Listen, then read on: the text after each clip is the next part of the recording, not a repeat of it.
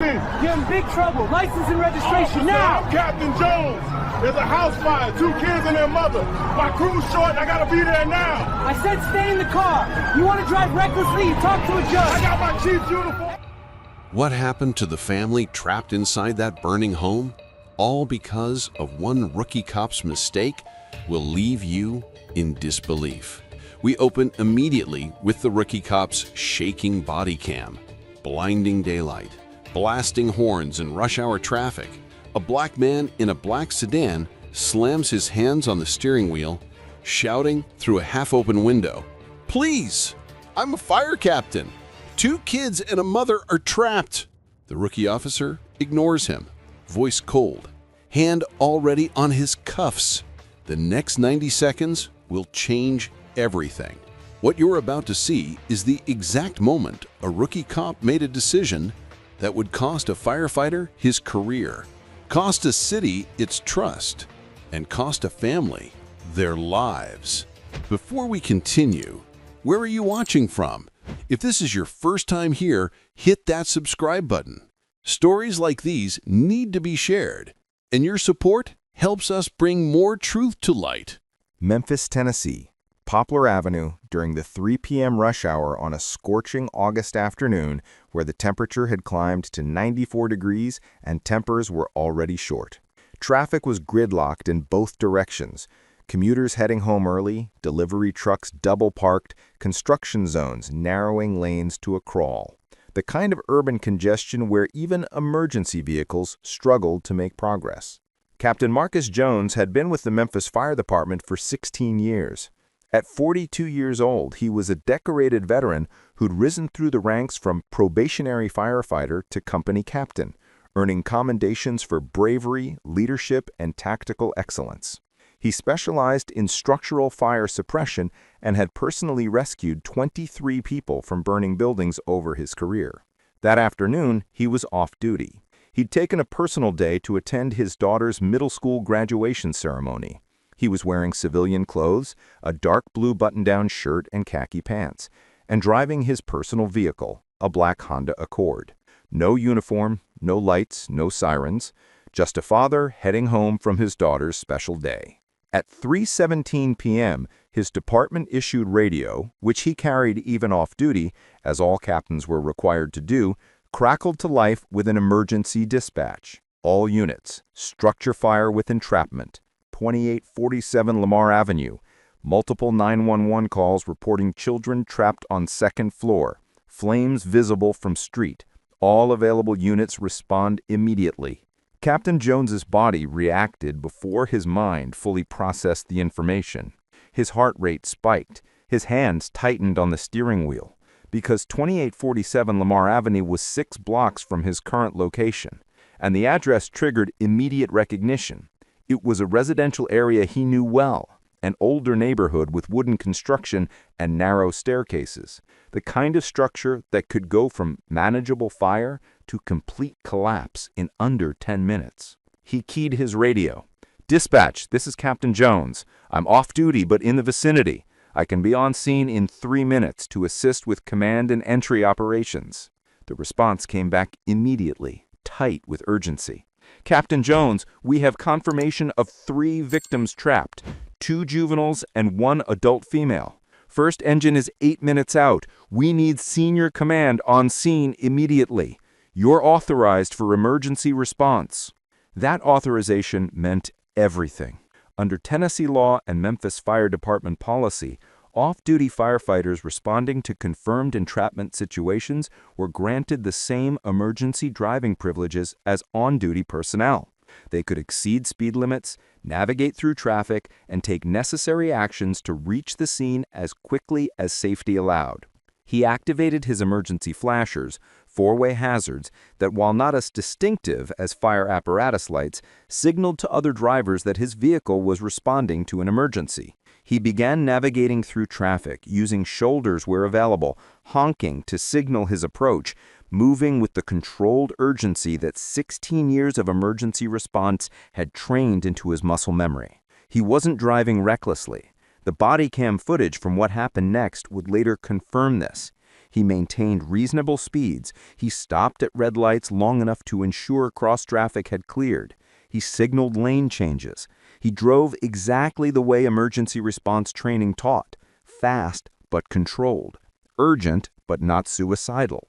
But to Officer Bradley Mitchell, a 22-year-old rookie with exactly 3 weeks of solo patrol experience, Captain Jones looked like a reckless driver who needed to be stopped. Criminal behavior, reckless endangerment, someone who needed to be controlled. Mitchell activated his lights and siren and pulled into traffic to pursue.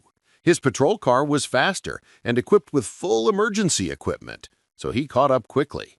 The chase, if it could even be called that, lasted 90 seconds and covered 4 blocks. Captain Jones saw the lights in his rearview mirror, and his heart sank. He had 3 options: stop immediately and lose critical minutes while children burned alive, continue to the scene and deal with the consequences later, or try to communicate with the officer while moving. He chose communication. He grabbed his radio and transmitted. "Dispatch, I'm being pulled over by MPD while responding. Please contact Memphis Police and advise of my emergency status." He began pulling over, but slowly, still moving forward, trying to minimize time lost. His window was already down because of the heat. As Mitchell's patrol car pulled alongside, Captain Jones shouted through the window, his voice carrying desperation and urgency. "Officer, I'm responding to a structure fire with trapped children. I'm Fire Captain Marcus Jones. I have authorization." Mitchell didn't hear "Fire Captain." He heard a black man shouting at him. And in his mind, shaped by 3 weeks of training that emphasized officer safety and compliance over all else, that shouting registered as aggression. The Bodycam footage captures Mitchell's approach. His face is set, angry, his body language aggressive. He's not assessing the situation. He's already decided this driver is a threat who needs to be dominated. "You're in big trouble. License and registration, now!" Captain Jones' face shows pure anguish. "Officer, I'm Captain Jones. There's a house fire with 2 kids and their mother. My crew is short. I gotta be there now." Mitchell's response is cold, inflexible, textbook enforcement mentality, without any room for context or emergency exception. "Stay in the car. You want to drive recklessly? You talk to a judge." The fire radio on Captain Jones' passenger seat crackles again. Dispatch's voice is strained. "All units, update on Lamar Avenue structure fire. Witnesses reporting children visible in second-floor window. Heavy smoke conditions. ETA on first engine is still 5 minutes." Captain Jones hears those words, and something breaks inside him. 5 minutes. 5 minutes for children who might have 2 minutes of breathable air left. 5 minutes while he sits on the side of a road explaining basic fire department protocol to a cop who won't listen. His voice rises, no longer calm, no longer professional, just raw human desperation. "My chief's uniform is in the back. Every second is life or death." He reaches toward the back seat, where his turnout coat and helmet are visible on the seat. It's a natural movement, reaching to show proof of his identity, to demonstrate that he's exactly who he says he is. But Officer Bradley Mitchell sees a black man reaching for something in a vehicle during a traffic stop, and his training, inadequate, incomplete, focused obsessively on officer safety while ignoring context, kicks in. "You're resisting. You just made this worse, pal." If you were in Captain Jones' place, what would you have done? Drop your thoughts below. What happens next is captured in brutal, undeniable clarity from multiple angles. Mitchell's body cam, the dash cam from his patrol car, cell phone footage from a driver stopped 2 cars back who recognized something was wrong. All 3 perspectives document the same catastrophic escalation. Mitchell yanks open Captain Jones' door with excessive force. "Step out of the vehicle, hands where I can see them." Captain Jones's face shows disbelief, fury, terror, all competing for dominance. "Officer, you don't understand. I said out." Mitchell grabs Captain Jones' arm and pulls him from the vehicle. The radio in the car continues broadcasting. Command to any responding units, structure fire at Lamar Avenue is now fully involved, requesting immediate entry team for confirmed victim location. Captain Jones tries one more time, his voice breaking. Please, please, there are children in that house. Mitchell forces him against the hood of the Honda, the hot metal burning through Captain Jones's shirt. He wrenches the captain's arms behind his back. The handcuffs go on with mechanical efficiency, clicking closed with the finality of a prison door slamming shut. The cell phone footage captures Captain Jones's expression perfectly. It's not anger anymore. It's not even fear for himself. It's something worse. It's the face of a man who knows, who absolutely knows, that people are dying while he's being criminalized for trying to save them. Mitchell keys his radio, his voice carrying the false authority of someone who thinks they've just prevented a dangerous situation. Dispatch, I need backup at Poplar and Bellevue. Subject was driving recklessly through traffic, refused to stop, got aggressive when I approached. I've got him secured pending transport. Every single element of that transmission is false. Captain Jones wasn't driving recklessly. He was driving with emergency authorization. He didn't refuse compliance. He tried to explain an emergency situation. He wasn't intoxicated. Later blood tests would confirm 0 alcohol or drugs in his system. But those lies, transmitted over police radio and documented in official records, would become part of the narrative Mitchell was building to justify his actions. A second patrol car arrives within 2 minutes. Officer Sarah Chen steps out, a 5-year veteran who immediately senses something is wrong with this scenario. She walks over to Mitchell, who's standing guard over Captain Jones, still handcuffed against the Honda's hood. What's the situation? Subject was driving recklessly through traffic, refused to stop, got aggressive when I approached. I've got him secured pending transport. Chen looks at Captain Jones, noting his civilian clothes, but professional demeanor, the desperation in his eyes, and something else. The radio still broadcasting from inside the vehicle. She leans closer and hears it.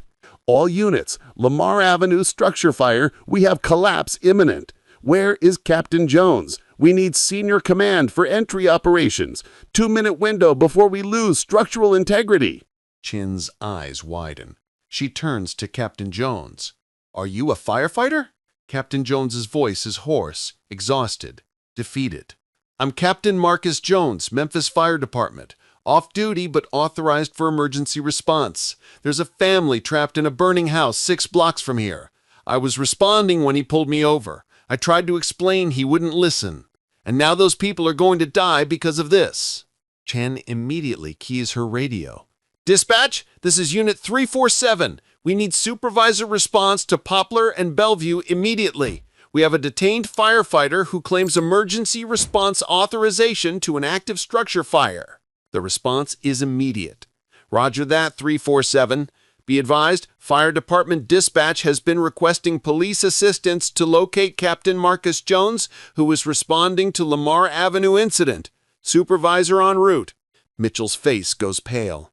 Chen turns to him, her voice tight with barely controlled fury. You detained a fire captain responding to an active emergency with trapped victims? He was driving recklessly. He didn't identify himself properly. Captain Jones's voice cuts through, raw and breaking. I identified myself 3 times. I showed you my radio. I told you children were trapped. You didn't care. You just saw a black man and decided I was a criminal. The timeline would later confirm the devastating truth. From the moment Mitchell initiated the traffic stop to the moment Chen's call finally resulted in Captain Jones's release, 11 minutes elapsed. 11 minutes of arguing, handcuffing, processing, and bureaucratic confirmation of information that Captain Jones had been trying to provide from the beginning. 11 minutes while a house burned. 11 minutes while a family waited for help. 11 minutes that would determine whether people lived or died. Should firefighters responding to emergencies be exempt from traffic stops when lives are on the line? Let me know your opinion. The audio from Fire Department dispatch tells the story that body cams and dash cams can't capture.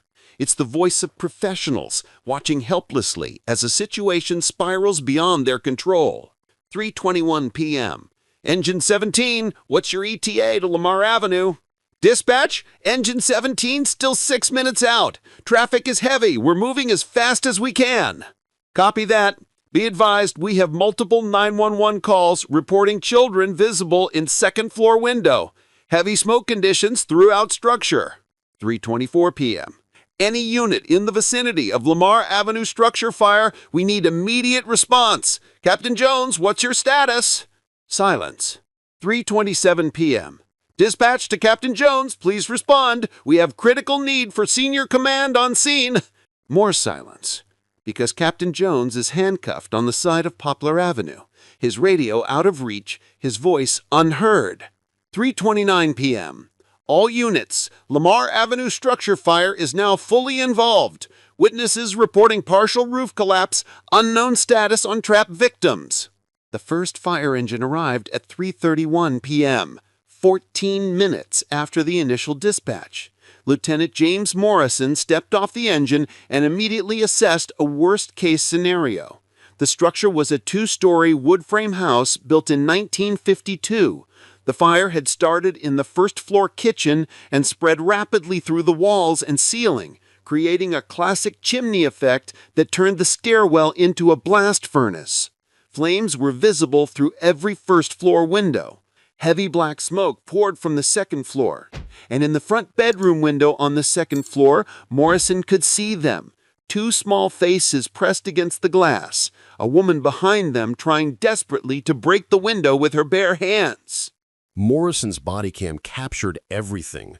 The frantic activity as his crew pulled hose lines, the radio calls for additional equipment, the tactical assessment that confirmed what he already knew.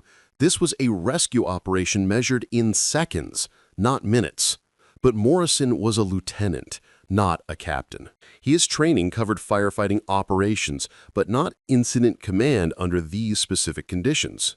Captain Jones, with 16 years of experience, including specialized training in structural collapse and high-risk entry operations, should have been there to direct the rescue. He wasn't.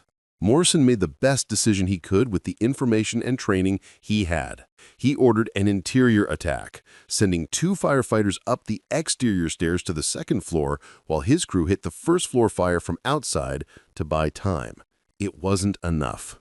The 2 firefighters, both brave, both trained, both doing exactly what their profession demanded, made it halfway up the exterior stairs when the structure's integrity failed. 50 years of wood framing weakened by intense heat gave way all at once. The roof collapsed inward, driving a pressure wave of superheated air and debris down through the house. The firefighters on the stairs were thrown backward by the blast. The family in the second-floor bedroom, a mother, a 6-year-old daughter, and a 9-year-old son, had no chance to escape. Morrison's body cam captured the moment. The thunderous collapse, the explosion of sparks and ash, the screams of firefighters calling for help, and then, slowly, the terrible silence of understanding. The audio recording continues, Morrison's voice, steadying despite the horror, transmitting the words that no incident commander ever wants to say. Dispatch, Engine 17. Structure has collapsed. Multiple victims unaccounted for. Requesting rescue squad and medical examiner. The mother and her 2 children never made it out alive. At 3:34 p.m., 17 minutes after the initial dispatch and 3 minutes after the collapse, Captain Marcus Jones was finally released from handcuffs. A supervisor had arrived, confirmed his identity, and ordered Mitchell to release him immediately. Captain Jones ran to his vehicle, grabbed his turnout gear, and drove to the scene. He arrived at 3:41 p.m., 24 minutes after the initial call. By then, the house was a smoldering ruin. The rescue squad was pulling bodies from the debris, and Lieutenant Morrison was sitting on the bumper of his engine, his face buried in his hands, his body shaking with sobs. Captain Jones walked through the scene in silence. He saw the collapsed structure. He saw the body bags being prepared. He saw his crew's faces, the guilt, the trauma, the helpless fury of professionals who'd done everything right and still failed to save lives. Morrison looked up and saw his captain. His voice was hoarse with smoke and emotion. "Sir, I tried. We tried, but the structure went before we could—" Captain Jones put a hand on Morrison's shoulder. His voice was steady, but barely. "This wasn't your fault, Lieutenant. You did everything you could with the situation you were given. This is on the system that kept me from getting here in time." Fire Chief Raymond Patterson arrived on scene at 4:15 p.m. He was a 32-year veteran of the Memphis Fire Department, a man who'd seen every kind of fire, every kind of tragedy, every kind of loss.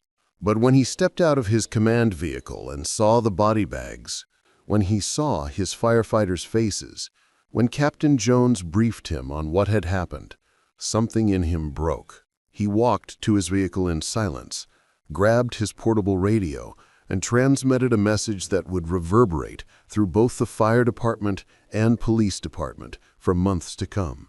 "All Memphis fire units, this is Chief Patterson. Stand by for important announcement. At approximately 3:17 p.m. today, Captain Marcus Jones was legally responding to this structure fire with confirmed entrapment when he was detained by Memphis police. Despite multiple attempts to identify himself and explain the emergency, he was handcuffed and held for 11 minutes while this family died. I am immediately requesting a joint investigation with the police department, the mayor's office, and the district attorney. This tragedy was preventable, and someone will be held accountable." The message was transmitted on an open channel. Every firefighter in the city heard it. Every police officer monitoring fire channels heard it. And within minutes, every local news outlet monitoring emergency channels had recorded it and begun reporting. By 5 p.m., the story had exploded across Memphis. By 6 p.m., it was regional news. By 8 p.m., national news networks were running segments with headlines that wrote themselves. "Black fire captain detained while family burns to death. Rookie cop's traffic stop costs 3 lives. Memphis tragedy raises questions about police training. Firefighter handcuffed as children die in a blaze." Chief Patterson went directly from the fire scene to Memphis Police Headquarters. Security footage from the building's lobby captured his arrival. Still in his turnout gear, his face streaked with ash and sweat, his expression carrying the kind of rage that comes from watching preventable deaths. He walked past the front desk without checking in, took the elevator to the 3rd floor, and entered Police Chief Marcus Williams' office without knocking. What happened next was described by multiple witnesses who heard the confrontation through closed doors. Patterson slammed Bodycam footage, already obtained through emergency interdepartmental protocols, on Williams' desk. "Watch it, all of it. Then tell me how we explain to that family that their mother and children died because your rookie cop couldn't recognize an emergency responder." Chief Williams watched the footage in silence. Mitchell's aggressive approach, Captain Jones's repeated explanations, the handcuffing, the 11-minute delay, all of it documented in crystal clear, high definition. When the video ended, Williams' expression was grim. "Chief Patterson, I understand your anger. I share it. This officer will face immediate administrative review." Patterson cut him off. "Administrative review? 3 people are dead. That captain, one of my best officers, tried to save them.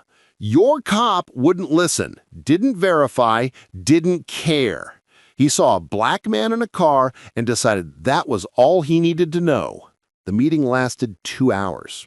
It ended with both chiefs agreeing to a comprehensive joint investigation and a public statement acknowledging that the incident raised serious concerns about interdepartmental communication and police training. But the damage had already spread far beyond 2 chiefs' offices. The Memphis Firefighters Association, the union representing 1,400 firefighters, called an emergency meeting that evening. The vote was unanimous. Demand immediate termination of Officer Mitchell, comprehensive policy reforms, and financial compensation for Captain Jones. Civil rights organizations mobilized.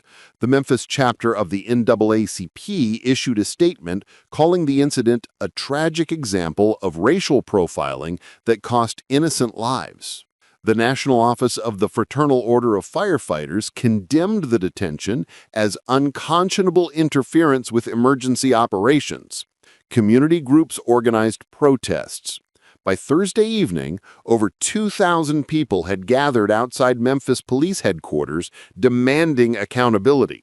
The crowd included firefighters in full turnout gear, families who'd been saved by Captain Jones over his 16-year career, and residents who understood that if this could happen to a decorated fire captain, it could happen to anyone. Officer Bradley Mitchell was placed on administrative leave within 48 hours. The internal investigation moved with unusual speed, driven by public pressure and the undeniable clarity of the evidence. The investigative report, completed 2 weeks later, was devastating. Officer Mitchell initiated a traffic stop of an off-duty firefighter exercising legal emergency response privileges. Despite multiple verbal identifications and clear emergency context, Officer Mitchell failed to verify Captain Jones' status, escalated to physical detention, and delayed emergency response by 11 minutes. This delay directly contributed to the failure of rescue operations that resulted in 3 civilian deaths. Officer Mitchell's actions violated department protocols regarding emergency responder recognition, interdepartmental coordination, and use of discretion in traffic enforcement. The report also revealed something that explained, though didn't excuse, Mitchell's catastrophic judgment. He had never received training on recognizing off-duty emergency responder status. The Memphis Police Academy curriculum included one 45-minute PowerPoint presentation on interacting with emergency services, but it focused entirely on on-duty personnel in official vehicles. Nothing covered off-duty responses. Nothing addressed how to verify firefighter credentials. Nothing taught officers that emergency authorization extended beyond fire trucks and ambulances. Mitchell had been set up to fail by inadequate training, but 3 people were still dead because of his failure. Should rookies be allowed to patrol alone? Yes or no? Why? Hands up! Drop the tool! Hold up. Officer, let me explain. You're on private property. I don't care about your story. You're under arrest. It's a false arrest, white man. I'm the chief city zoning administrator and you just assaulted me on the job. See you in court. It starts with a calm, quiet neighborhood. A black man stands at a property line, wearing a simple polo and safety vest, adjusting a surveying tool. He's working, methodical, professional, focused, and yet within seconds, a rookie officer storms in like he's walking into an active crime scene. His body cam catches everything: the panic, the shouting, the weapon-drawn stance over a surveying tripod. The man tries to speak, tries to explain, but the rookie refuses to listen. He arrests him for trespassing. He threatens him. He shoves him. But the cop made one fatal mistake, because the man he put his hands on isn't a criminal. He's the chief city zoning administrator, legally authorized to be there. And what happens next will destroy the officer's career and cost the homeowner $850,000. Before we continue, where are you watching from? If this is your first time here, please hit that subscribe button. Stories like these need to be shared, and your support helps us bring more truth to light. Westbrook Heights, a tree-lined suburban neighborhood in Montgomery County, Maryland, where property values hover around $700,000, and residents pride themselves on maintaining perfectly manicured lawns and strictly enforced homeowner association rules. The kind of neighborhood where a car parked facing the wrong direction generates complaints, and where anything out of the ordinary triggers immediate suspicion. It was 10:35 a.m. on a Tuesday morning in late April. The weather was perfect: 68 degrees, light breeze, clear blue sky. The kind of spring day where construction crews and municipal workers take advantage of ideal conditions to complete outdoor projects before summer heat makes the work unbearable.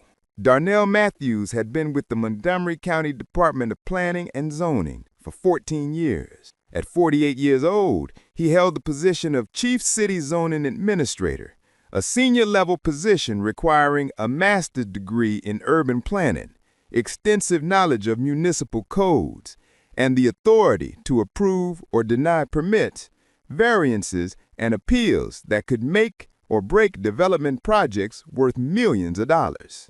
That morning, he was conducting a routine property survey for a city-approved street expansion project, Oakmont Drive, a residential street that had been on the county's infrastructure improvement plan for 3 years, was scheduled for widening to accommodate increased traffic flow and improve emergency vehicle access. The project had been approved by the county council, funded through a transportation bond, and vetted through every required public hearing and environmental review. Darnell's job was to verify exact property boundaries before construction began.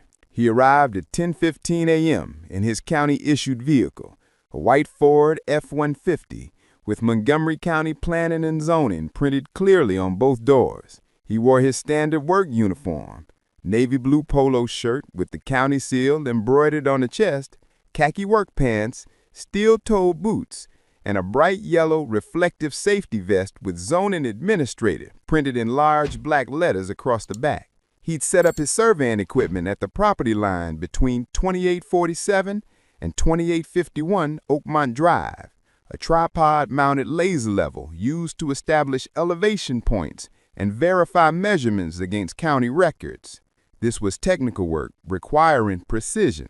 Every measurement had to be documented, photographed, and filed as part of the project's permanent record. He'd been working for about 15 minutes when he noticed movement at the house to his right, 2851 Oakmont Drive, owned by Rebecca Thornton, a 53-year-old real estate agent who lived in the neighborhood for 8 years. Rebecca had seen Darnell from her kitchen window, a black man, unfamiliar, standing at her property line with equipment she didn't recognize. And in her mind, shaped by years of implicit bias and neighborhood fear-mongering about property crime, she didn't see a city employee performing lawful duties. She saw a threat. She called 911. The call, later obtained through public records request, was a master class in racially motivated false reporting. There's a suspicious black man on my street measuring properties. I think he's planning break-ins. He's got some kind of device set up, like he's planning where to enter homes. Ma'am, is he attempting to enter any homes right now? Not yet, but he keeps looking at houses and writing things down. He's clearly casing the neighborhood. You need to send someone immediately before he robs us. Every element of that call was false. Darnell wasn't measuring properties for criminal purposes. He was conducting a government-mandated survey. He wasn't looking at houses. He was checking sight lines and elevation points. He wasn't writing things down suspiciously. He was completing official documentation required by law. But Rebecca Thornton's call, filtered through a dispatcher system and transmitted to patrol units, became suspicious person, possible trespassing, Oakmont Drive near the 2800 block. Officer Jason Whitmore responded. He was 23 years old, 6 months out of the academy, and on solo patrol for only his 3rd week. His training evaluations had noted concerns about his tendency to escalate situations unnecessarily. But like many understaffed departments, Montgomery County PD had pushed him through to active duty despite reservations. Whitmore pulled up to the location at 10:33 a.m. His body cam was activated. The footage shows him exiting his vehicle and immediately adopting an aggressive posture, shoulder squared, right hand hovering near his service weapon, approach angle designed for confrontation rather than conversation. Darnell was bent over his tripod, adjusting the laser level's calibration, his back partially turned to the street. He heard the car door slam, but assumed it was a resident leaving for work. He didn't look up immediately. That's when Whitmore's voice cut through the quiet morning air. "Hands up, drop the tool, now!" Darnell straightened and turned, confusion evident on his face. He saw a young officer, weapon not drawn but hand positioned for quick access, aggressive stance, panicked expression. Hold up. Officer, let me explain. Whitmore stepped closer, cutting him off. You're on private property. I don't care about your story. You're under arrest. The body cam footage captures Darnell's expression perfectly. Not fear, not even anger yet, just absolute disbelief at the absurdity of what was happening. His voice remained calm, controlled, professional. This is a false arrest, white man. He slowly reached into his chest pocket, moving deliberately, carefully, the way people who understand police encounters learn to move, and pulled out a gold badge on a leather credential holder. He held it up, face level, clearly visible to both Whitmore and the body cam. I'm the Chief City Zoning Administrator for Montgomery County. This is my government-issued identification. I'm conducting a mandatory property assessment for a public street expansion project that's already been approved by the county council. And you just assaulted me while I was performing my official duties. See you in court. The moment should have ended there. A reasonable officer would have verified the credentials, apologized for the confusion, and left. But Officer Jason Whitmore wasn't trained in de-escalation. He was trained in compliance and control. And a black man, even one holding government credentials, refusing to immediately submit to his authority, registered in Whitmore's mind as a threat that needed to be neutralized. If an officer approached you like this while you were working, how would you react? Officer Whitmore stared at the badge for approximately 3 seconds. The body cam footage shows him squinting, processing, his brain struggling to reconcile what he was seeing with what he'd assumed was happening. Then he said the words that would end his career. That could be fake. I'm taking you into custody until we verify your identity. Darnell's calm began to crack. Fake? You think I'm standing here in broad daylight with a county vehicle, county equipment, and county credentials committing some elaborate fraud? Call your supervisor. Right now. Whitmore ignored the request. Turn around. Hands behind your back. I'm not resisting, but I'm telling you this is unlawful detention of a government official performing mandated duties. You need to verify my credentials before you escalate this further. Whitmore grabbed Darnell's left arm. The body cam footage shows the sudden movement, the force applied, Darnell's body tensing in response to the unexpected contact. Don't touch me. Call your supervisor. Whitmore pulled Darnell's arm behind him with excessive force. Darnell instinctively pulled away, not to resist arrest, but because the angle was painful and the movement was violent. That natural defensive reaction gave Whitmore exactly what he needed. He's resisting! The body cam captures what happens next in brutal clarity. Whitmore swept Darnell's legs, forcing him to his knees on the concrete sidewalk. The impact was audible. Darnell grunted in pain. Whitmore pressed his knee into Darnell's back, wrenched both arms behind him at angles that strained his shoulders, and applied handcuffs with enough force that the metal bit into his wrists. Across the street, a doorbell camera at 2846 Oakman Drive captured the entire incident from a different angle. The footage shows clearly Darnell never made any aggressive movement. His hands remained visible throughout. His body language was non-threatening, and yet Officer Whitmore treated him like a violent criminal resisting arrest. I'm performing a government-ordered survey. Darnell's voice carried pain and fury. Call your supervisor. This is unlawful. Whitmore yanked him to his feet, gripping his arm hard enough to leave bruises that would be photographed hours later as evidence. You can explain it at the station. Another officer arrived, Sergeant Linda Morrison, a 19-year veteran who'd been monitoring the radio traffic and decided to check on the rookie's first significant encounter. She pulled up, assessed the scene, and immediately recognized what Whitmore apparently couldn't: the county vehicle, the professional surveying equipment, and the official safety vest. Whitmore, what's the situation? Subject was trespassing. Claimed to be a city employee but couldn't provide proper ID. Darnell turned toward Morrison, his voice steady despite the handcuffs cutting into his wrists. Sergeant, I did provide proper ID, my government badge and credentials. I'm Chief City Zoning Administrator Darnell Matthews. My information is in your dispatch system. This officer refused to verify my identity before placing me under arrest. Morrison's expression shifted. She walked over to Darnell's equipment, examined the county seals and identification numbers stamped on the surveying tools, checked the county vehicle registration visible through the windshield, and pulled out her radio. "Dispatch, can you run a check on Montgomery County employee Darnell Matthews, position City Zoning Administrator?" The response came back within 30 seconds. "Affirmative. Darnell Matthews, age 48, Chief City Zoning Administrator for Montgomery County Planning and Zoning, employee ID number MC7743. No warrants, no flags." Morrison turned to Whitmore, her voice tight with barely restrained anger. "Remove the handcuffs, now." Whitmore's face went pale. "But Sergeant, the 911 call said—" "I don't care what the call said. You just arrested a senior government official while he was performing his legal duties. Remove the handcuffs." The body cam footage captures the moment Whitmore realized he'd destroyed his career. His hands shook as he fumbled with his handcuff key. It took him 3 attempts to unlock them. When they finally clicked open, Darnell pulled his arms forward slowly, rubbing his wrists where angry red marks were already forming. Morrison addressed Darnell directly, her tone professional, but tinged with embarrassment. "Mr. Matthews, I apologize on behalf of the Montgomery County Police Department. This should not have happened." Darnell's response was measured but firm. "Sergeant, with all due respect, an apology doesn't undo what just occurred. I was assaulted while performing my official duties. I was handcuffed on a public sidewalk despite providing proper identification.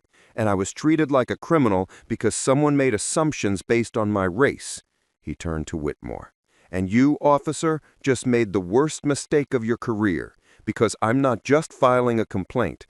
I'm pursuing every legal remedy available to me. False arrest, assault, violation of civil rights, interference with government operations, and I have body cam footage, doorbell camera footage, and witnesses to support every single charge." Whitmore opened his mouth, but nothing came out. Morrison put a hand on his shoulder. "Don't say anything else. We're leaving. Now." They returned to their vehicles and left. Darnell stood on the sidewalk for several minutes, breathing deeply, processing what had just happened. Then he pulled out his phone and called his wife, an attorney with the ACLU. The conversation was brief. "Honey, I was just arrested while doing my job. I need you to document everything and contact our civil rights team. This ends today." Within 2 hours, the machinery of accountability began moving. Darnell's wife, attorney Jennifer Matthews, contacted the ACLU Maryland chapter, the Montgomery County Office of Internal Affairs, and a civil rights litigation firm that specialized in police misconduct cases. By that afternoon, formal complaints had been filed through 3 separate channels. But the real revelation came when investigators pulled the 911 call recording. Because what Rebecca Thornton had told the dispatcher wasn't just misleading, it was deliberately false, in ways that revealed conscious racial bias. The full recording, obtained through Maryland Public Information Act request, told a damning story. "There's a suspicious black man on my street measuring properties. I think he's planning break-ins." The dispatcher had asked for more detail.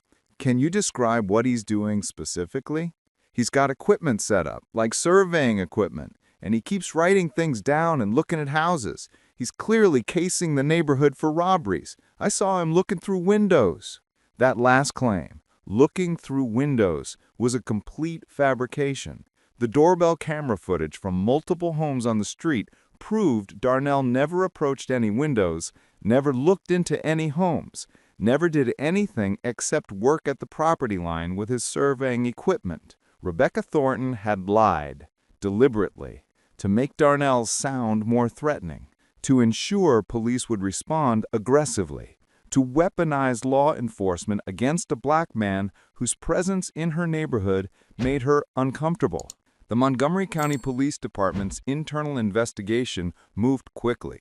Whitmore's body cam footage was reviewed by supervisors, use of force specialists, and the department's civil rights compliance officer. Their findings were unanimous and devastating. Officer Whitmore had violated 7 separate department policies: failure to verify credentials before making arrest, excessive force during detention of non-resistant subject, failure to de-escalate encounter despite subject compliance, improper assessment of threat level, failure to call for supervisor when subject claimed official capacity, violation of protocols regarding detention of government employees, creating liability for department through negligent law enforcement. But the systemic problems ran deeper than one rookie's mistakes. The investigation revealed that Whitmore had never received training on how to recognize or verify government employee credentials. He'd never been taught that certain officials, zoning administrators, building inspectors, code enforcement officers, have legal authority to access properties without owner permission when performing official duties. His academic training had covered basic ID verification for driver's licenses and state-issued identification cards, but nothing in his curriculum addressed government badges, professional credentials, or the legal frameworks protecting officials performing mandated work. This wasn't just individual failure. This was institutional failure, a training gap that left officers unprepared for encounters with the very officials whose work kept the county functioning. Failure to verify credentials before making arrest, excessive force during detention of non-resistant subject, failure to de-escalate encounter despite subject compliance, improper assessment of threat level, failure to call for supervisor when subject claimed official capacity, violation of protocols regarding detention of government employees, creating liability for department through negligent law enforcement. But the systemic problems ran deeper than one rookie's mistakes. The investigation revealed that Whitmore had never received training on how to recognize or verify government employee credentials. He'd never been taught that certain officials, zoning administrators, building inspectors, code enforcement officers, have legal authority to access properties without owner permission when performing official duties. His academy training had covered basic ID verification for driver's licenses and state-issued identification cards. But nothing in his curriculum addressed government badges, professional credentials, or the legal frameworks protecting officials performing mandated work. This wasn't just individual failure. This was institutional failure, a training gap that left officers unprepared for encounters with the very officials whose work kept the county functioning. The Training Division's own review confirmed this. Their report stated, "Current academy curriculum does not adequately prepare officers to recognize municipal authority or verify government employee credentials. This gap creates significant liability risk and potential for civil rights violations. Immediate curriculum revision required." 3 days after the incident, Darnell gave a detailed statement to internal affairs investigators. His account, corroborated by multiple video sources, painted a picture of an encounter that should never have escalated beyond a brief conversation. "I was doing my job. I had every legal right and professional obligation to be exactly where I was, doing exactly what I was doing. I wasn't trespassing. I wasn't committing any crime. I was performing work that serves the public interest. And yet I was treated like a criminal because a biased caller and an undertrained officer couldn't see past my race." The investigation also examined Rebecca Torton's role. Maryland law makes filing false police reports a misdemeanor, punishable by up to 6 months in jail and a $500 fine. But proving intent is difficult. People make mistakes, misidentify situations, report things they believe to be true even when they're wrong. But the discrepancy between what Torton told the 911 dispatcher and what actually happened was too significant to dismiss as mere misunderstanding. She'd claimed Darnell was looking through windows, an allegation with zero evidence. She'd characterized professional surveying equipment as tools for planning break-ins. She'd transformed lawful government work into a criminal conspiracy purely through her imagination and bias. Prosecutors reviewed the case and determined they had sufficient evidence to charge Thornton with filing a false police report and making false statements to emergency services. She was arrested 2 weeks later. The irony was not lost on anyone. The woman who'd weaponized 911 against a black government official was now facing criminal charges herself. But the biggest revelation, the one that would ultimately cost Rebecca Thornton $850,000, came when investigators reviewed the property records for 2851 Oakmont Drive. Because Rebecca Thornton had filed an administrative appeal challenging the street expansion project, she had claimed the proposed widening would damage her property value, create noise issues, and fundamentally alter the neighborhood character. Her appeal had been scheduled for hearing before the county zoning board in 6 weeks. And the person with final administrative authority to recommend approval or denial of that appeal? Chief City Zoning Administrator Darnell Matthews. Should 911 callers be held accountable for false, racially motivated reports? The civil rights lawsuit was filed exactly 3 weeks after the arrest. Darnell Matthews v. Officer Jason Whitmore. Sergeant Linda Morrison for supervisory failure. Montgomery County Police Department, and Montgomery County Government. The complaint was comprehensive: false arrest, assault and battery, violation of Fourth Amendment rights, violation of 14th Amendment equal protection rights, intentional infliction of emotional distress, interference with government operations, municipal liability for inadequate training. But it was the attached evidence that made the case unbeatable. Bodycam footage showing the entire encounter.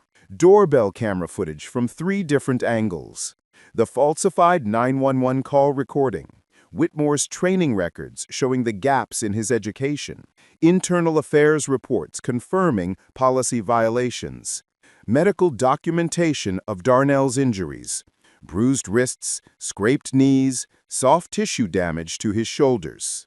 The county's attorneys took one look at the evidence and recommended immediate settlement negotiations.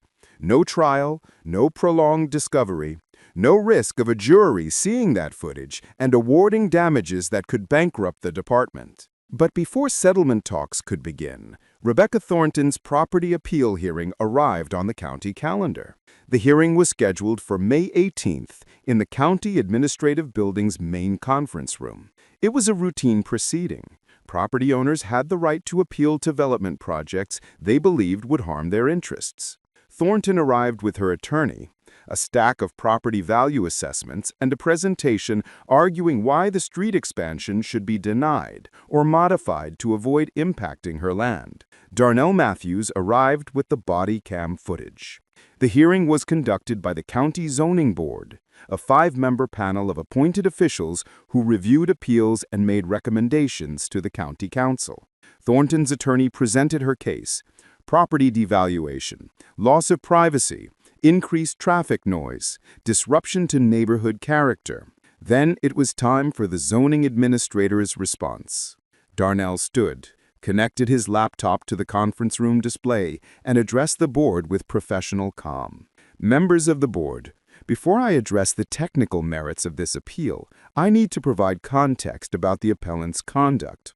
Rebecca Thornton is not simply a concerned property owner exercising her legal rights. She is someone who has demonstrated a pattern of obstructing legitimate government operations through false accusations and racially motivated harassment. He played the body cam footage, the entire incident, start to finish, in high-definition clarity.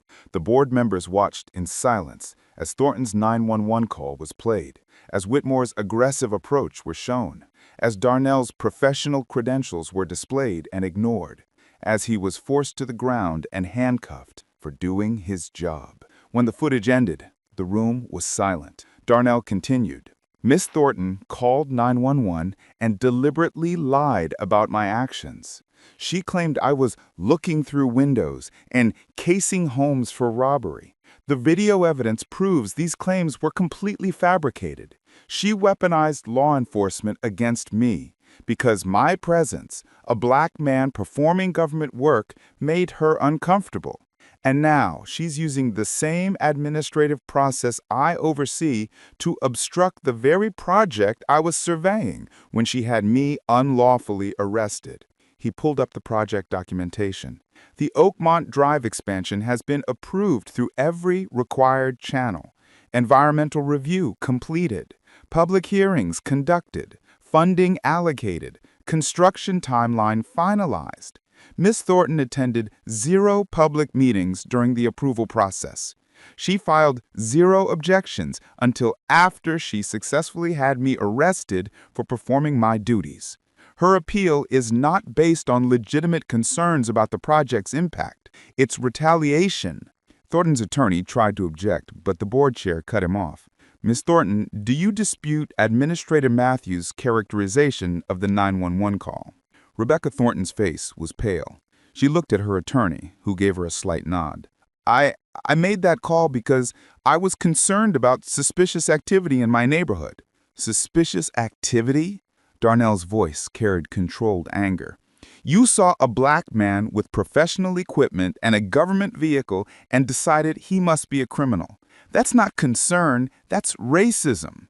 And it resulted in my assault, my unlawful arrest, and significant emotional and professional harm. And now you're asking this board to validate your obstruction by denying a project that serves the public interest. The board deliberated for exactly 12 minutes. Their decision was unanimous. Appeal denied. The Oakmont Drive expansion will proceed as approved. Furthermore, this board is referring Ms. Thornton's conduct to the county attorney's office for review regarding potential violations of administrative process integrity.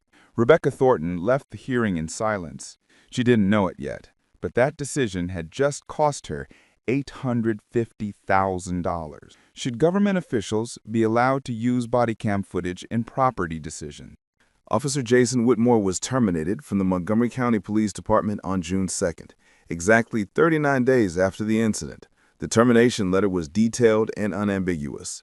Officer Whitmore's conduct on April 25th violated multiple department policies and created significant legal liability. His failure to verify credentials, use of excessive force against the non-resistant subject, and refusal to de-escalate despite clear evidence of the subject's legitimate authority demonstrate a fundamental inability to perform law enforcement duties in a manner consistent with constitutional requirements and community trust.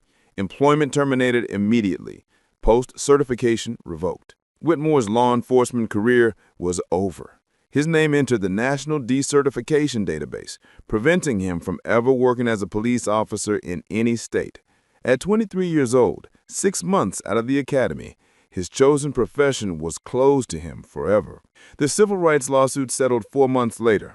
Montgomery County agreed to pay Darnell Matthews $275,000 in compensatory damages, cover all legal fees, issue a formal public apology, and implement comprehensive training reforms. The training reforms were extensive: mandatory instruction on recognizing government employee credentials, protocols for verifying official capacity before making arrests, enhanced de-escalation training specifically addressing encounters with professionals performing lawful duties, implicit bias training with special focus on assumptions about people of color in professional roles, regular audits of officer encounters with government employees. But the largest financial consequence fell on Rebecca Thornton, because when the Oakmont Drive expansion proceeded as approved, it did exactly what street expansion projects do to adjacent properties.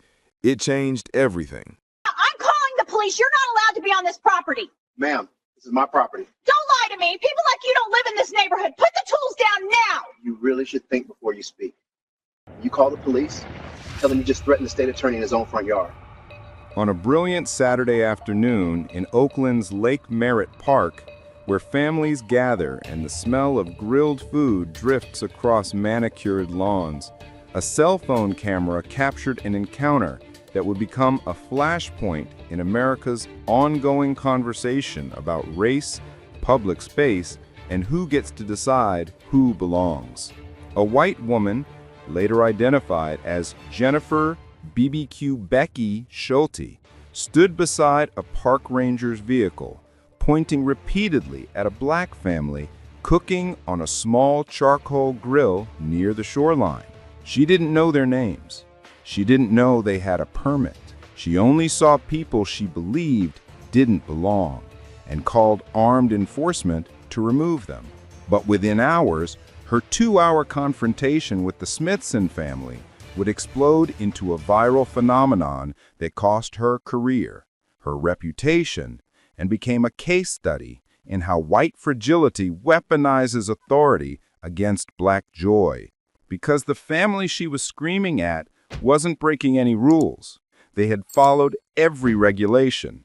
They had done everything right. Her mistake didn't just expose her prejudice. It ignited a movement. Before we continue, where are you watching from? If this is your first time here, please hit that subscribe button. Stories like these need to be shared, and your support helps bring more truth to light. The video begins shaky, then steadies. The frame captures Lake Merritt on April 29, 2018. It's 11:47 a.m. Temperature hovering around 68 degrees. The kind of California spring day where people emerge from their homes hungry for sunshine and community. In the lower right quadrant of the frame, the Smithson family.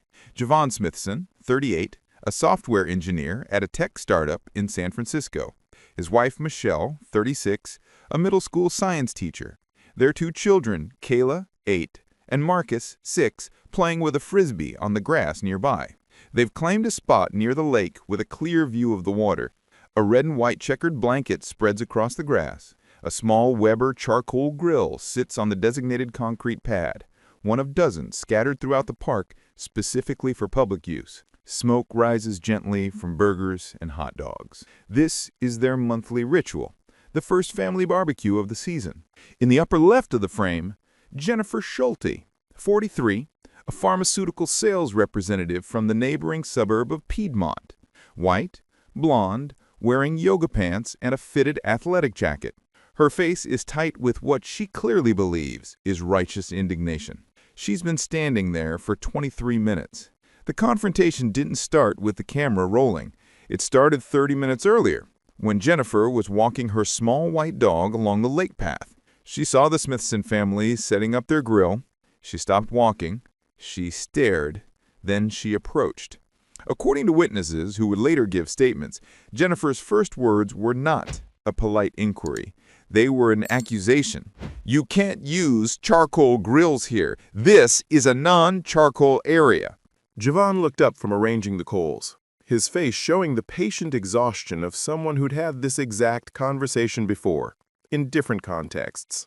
Actually, ma'am, we checked the park regulations. Charcoal grills are permitted in this section. We even called the Parks Department yesterday to confirm. Jennifer's jaw tightened. I've been coming to this park for 15 years. I know the rules. Michelle stepped forward, her voice calm but firm. We have the permit information on our phone if you'd like to see it. We're following all posted regulations. This is the moment where most people would apologize, feel embarrassed, and walk away. Jennifer doubled down. You're making the whole area smoky. You're disturbing other families. This is inappropriate. The camera, being filmed by another park visitor named Caitlin Wu, a 24-year-old grad student who'd been watching the interaction escalate, catches this moment. Caitlin would later say in interviews that something about Jennifer's tone, her body language, the way she was hovering over this black family with aggressive authority, triggered her instinct to document. The video shows Jennifer with her phone pressed to her ear. Her free hand gestures sharply at the Smithson family. Yes, I need someone from Oakland Parks to come immediately. There's a family using an illegal grill and they're refusing to leave. Javon stands up, brushing charcoal dust from his hands. He's 6'2", broad-shouldered, and his mere act of standing seems to make Jennifer step back and speak louder into her phone. Ma'am, Javon says, his voice carrying the careful modulation of a black man who knows any display of emotion will be weaponized against him. We're not leaving. We have every right to be here. We have a permit. We paid the reservation fee. We're using a designated grill area. Jennifer's response is caught clearly on camera, People like you always think rules don't apply to them. At this moment, what would you have said to her? I want to hear it. The comment lands like a slap. Michelle's face hardens. Javon's hands curl into fists at his sides, then deliberately relax. Both of them understand exactly what people like you means. Caitlin moves closer, her phone camera now clearly visible. Other park visitors begin to notice the commotion. A small crowd starts to form, not surrounding the family, but creating a loose perimeter of witnesses. Jennifer notices the cameras. Instead of deterring her, it seems to embolden her. She's convinced she's in the right, convinced she's protecting the park, convinced her 15 years of weekend walks give her authority over people who followed every rule. She calls 911. The audio on Caitlin's video captures fragments of the call. Yes, I'm at Lake Merritt. There's a family having an illegal barbecue. They're using charcoal in a non-charcoal zone. They're being aggressive and refusing to comply. That last part, being aggressive, is demonstrably false. The video shows the Smithson family standing near the grill, not approaching Jennifer, not raising their voices, simply existing in the space they paid to reserve. A park ranger vehicle pulls up. Ranger Michael Torres, a 15-year veteran of Oakland Parks and Recreation, steps out. He's Latino, early 40s, and his body language immediately suggests he's exhausted before this conversation even begins. "What's the problem here?" Torres asks, his voice neutral.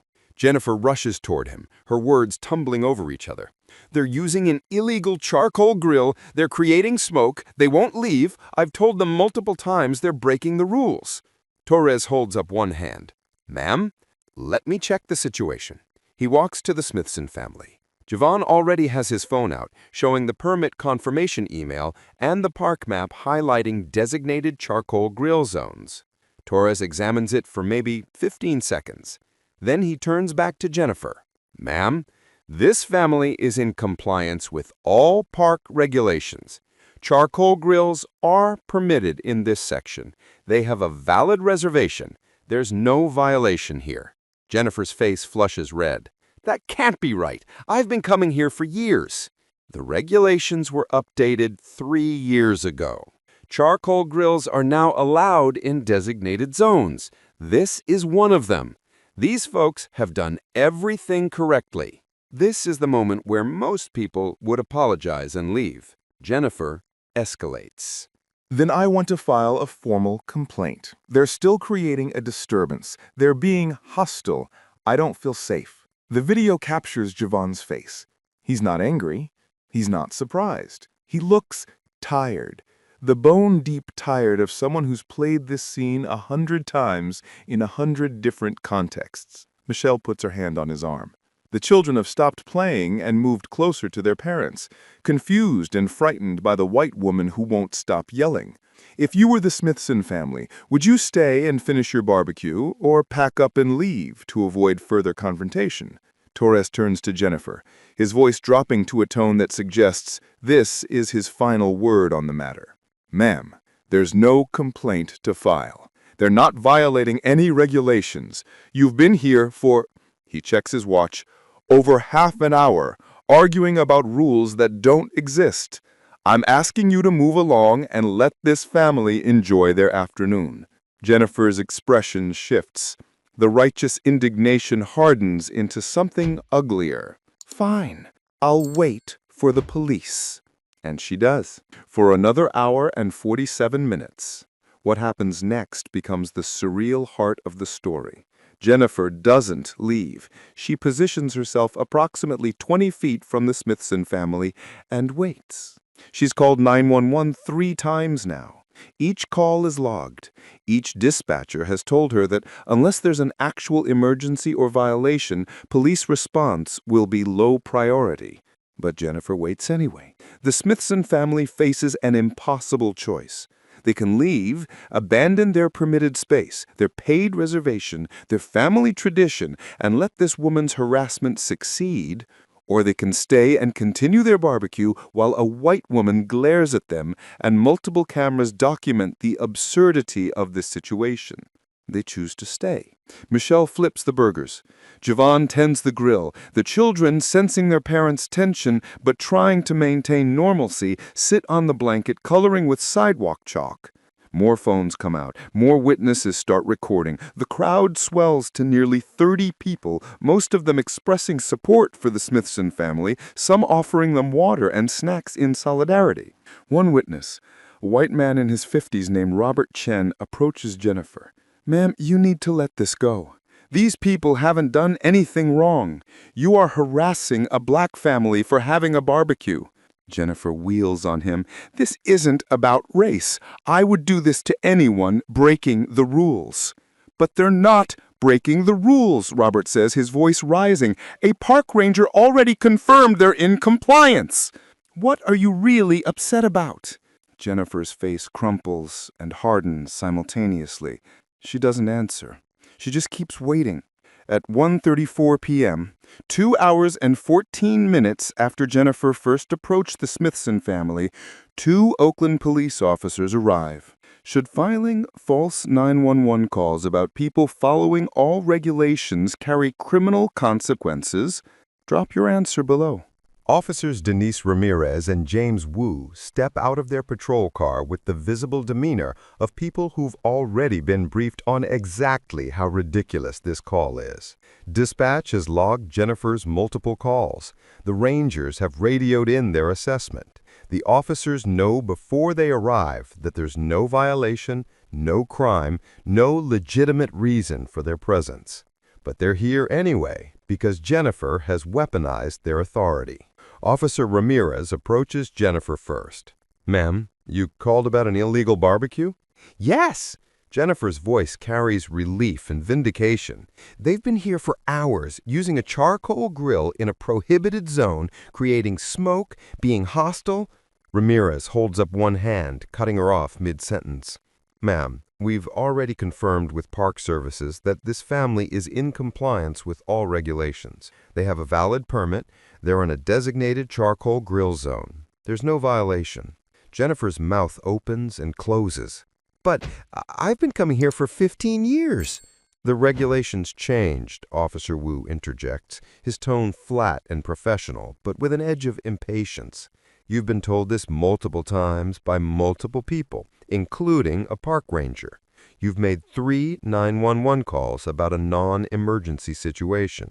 Do you understand that's a misuse of emergency services?" The blood drains from Jennifer's face. Around them, phones continue recording. Caitlin's video, which has now been running for over an hour with brief interruptions, captures the moment when Jennifer realizes she's not the hero of this story. Officer Ramirez turns to the Smithson family. "Folks, I apologize for the disruption to your afternoon. You're welcome to continue your barbecue. You haven't done anything wrong." Javon nods slowly. "Thank you, officer. We appreciate that." Ramirez turns back to Jennifer. "Ma'am, you need to leave this area immediately. If you continue to harass this family, we can cite you for disturbing the peace." "Harass?" Jennifer's voice pitches up.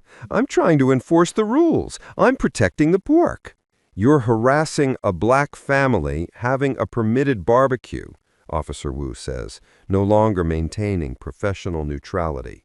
"And you've wasted 2 hours of Park Services time and police resources because you couldn't accept that you were wrong."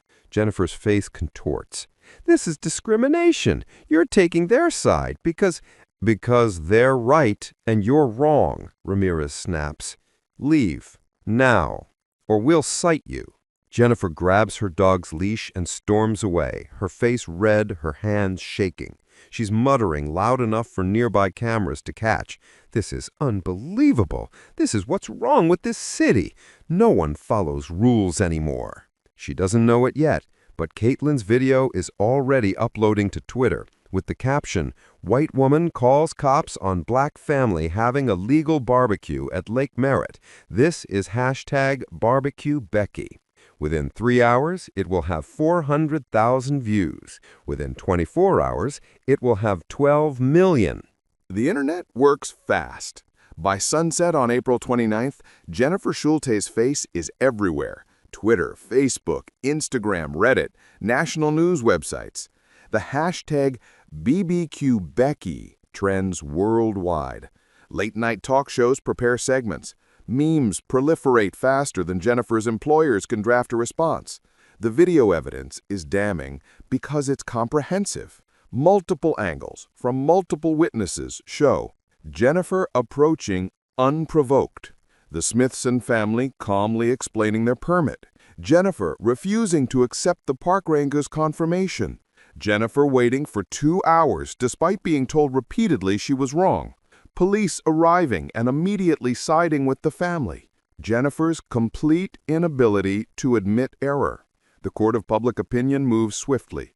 Commentary pours in from civil rights organizations, cultural critics, everyday people who see themselves in the Smithson family's experience.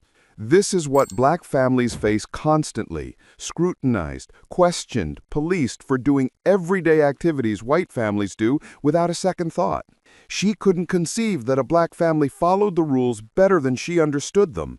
The entitlement to call armed police on children eating hot dogs because you don't think they belong. Jennifer's employer, a mid-sized pharmaceutical company, issues a statement within 36 hours. We are aware of the incident involving our employee. We're investigating and will respond appropriately. We do not condone harassment or discrimination in any form. Corporate language. Careful. Non-committal. But the pressure doesn't stop. Customers threaten boycotts. Employees express discomfort working alongside Jennifer. The company's social media accounts are flooded with demands for her termination. Jennifer tries to defend herself. She releases a statement through a friend's Facebook account. "I was trying to protect the park I've loved for years. I wasn't trying to discriminate against anyone.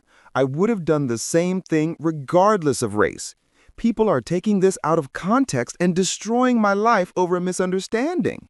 The statement backfires spectacularly. You spent 2 hours harassing a family with children. Where's the misunderstanding? Regardless of race is what every racist says right before explaining why they only call cops on black people. You had multiple people tell you they were right and you were wrong, and you still called 911 3 times. That's not concern, that's hatred. Oakland's mayor, Libby Schaaf, weighs in during a press conference about an unrelated issue. A reporter asks about the BBQ Becky incident. "What happened to that family is unacceptable," Schaaf says firmly. "Lake Merritt is a public space that belongs to everyone.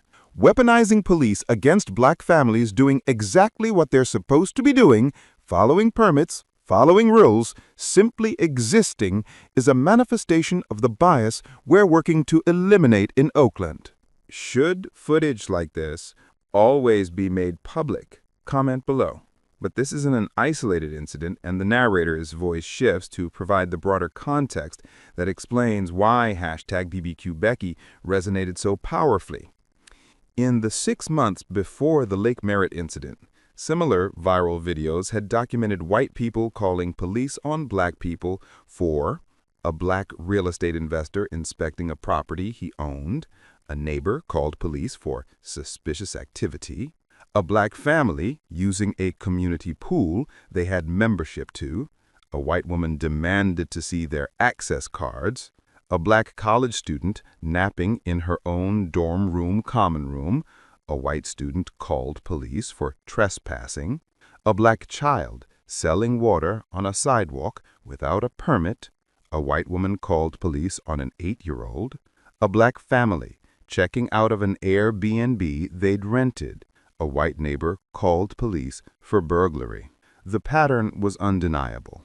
White people wielding police as weapons to remove black people from spaces, public parks, private pools, college dorms, residential neighborhoods, based purely on the assumption that black presence equals criminal activity.